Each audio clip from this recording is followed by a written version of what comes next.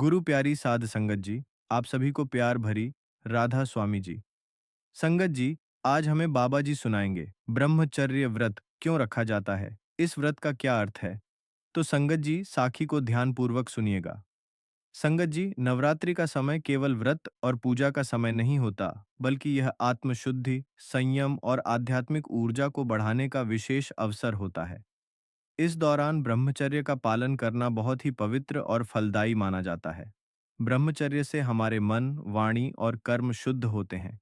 हमारा ध्यान स्थिर होता है, मानसिक शक्ति बढ़ती है और हमारी भक्ति में गहराई आती है।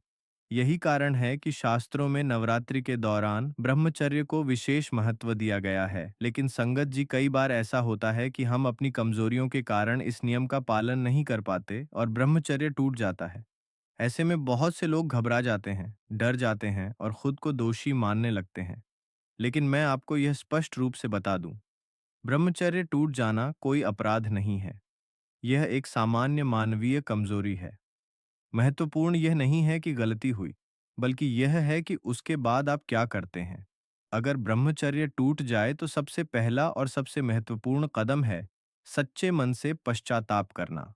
माता रानी के सामने हाथ जोड़कर विनम्रता से प्रार्थना करें, हे माता, मुझसे गलती हो गई, कृपया मुझे क्षमा करें और मुझे सही मार्ग दिखाएं। जब यह प्रार्थना दिल से होती है, तो वह आपके मन को हल्का करती है और भीतर की अशुद्धियों को दूर करती है। इसके बाद आपको अपने व्रत और पूजा को छोड़ना नहीं है, बल्कि और अधिक श्रद्धा और सावधानी के साथ जारी रखना है। नवरात्रि के जो भी दिन शेष हैं, उन्हें और ज्यादा भक्ति और अनुशासन के साथ बिताना चाहिए। रोज सुबह स्नान करके माता रानी के सामने दीपक जलाएं, उनका स्मरण करें, भजन करें और मंत्रों का जाप करें। अगर हम शास्त्रों में बताए गए उपायों की बात करें, तो कुछ सरल उपाय हैं जिन्हें अपनाकर हम इस दोष को कम कर सकते हैं। सबसे पहले है शुद्धिकरण स्नान। सुबह उठकर शुद्ध जल से स्नान करें और यदि संभव हो तो थोड़ा सा गाय का दूध मिलाकर स्नान करना भी शुभ माना जाता है।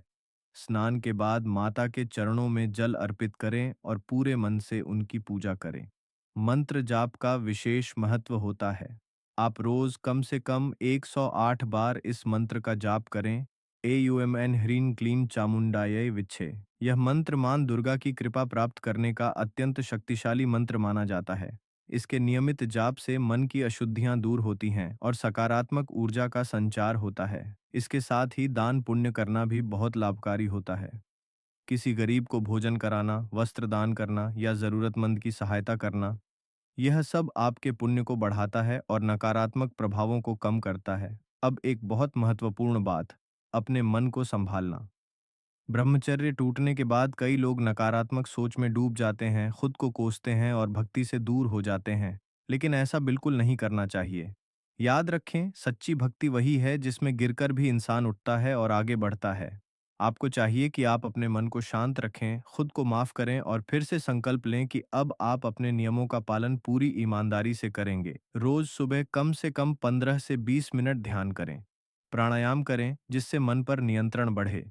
दीपक जलाएं और माता का ध्यान करें। दिन भर अपने विचारों को शुद्ध रखने का प्रयास करें और किसी भी प्रकार के अहितकारी कार्यों से दूर रहें। अपने खान पान का भी विशेष ध्यान रखें। सात्विक भोजन करें, ज्यादा मसालेदार और उत्तेजक चीजों से बचें। चाय, कॉफी और अन्य नशे वाली चीजों से दूरी बनाकर रखें। इससे आपका मन और शरीर दोनों संतुलित रहेंगे। अब बात करते हैं भविष्य में इस स्थिति से बचने की। इसके लिए सबसे जरूरी है अपने मन को समझना। यह जानना कि आपको क्या चीजें विचलित करती हैं। उन चीजों से दूरी बनाना बहुत जरूरी है। अच्छी संगति में रहें, सकारात्मक माहौल में रहें और अपने समय का सही उपयोग करें। नियमित व्यायाम करें, अपने शरीर को सक्रिय रखें और अपने मन को व्यस्त रखें। जब मन खाली होता है, तभी वह गलत दिशा में जाता है। इसीलिए पढ़ाई, काम या किसी अच्छे कार्य में खुद को व्यस्त रखना बहुत जरूरी है। जो लोग गृहस्थ जीवन में हैं, उनसे मेरा विनम्र निवेदन है कि कम से कम नवरात्रि जैसे पवित्र समय में संयम रखने का प्रयास करें। इसके अलावा एकादशी, पूर्णिमा, अमावस्या और ग्रहण जैसे विशेष दिनों में भी ब्रह्मचर्य का पालन करना बहुत शुभ माना जाता है। अगर आप पूरे समय नहीं रख पाते, तो कम से कम इन विशेष दिनों में संयम रखें। और अगर कभी फिर से गलती हो जाए तो घबराएं नहीं।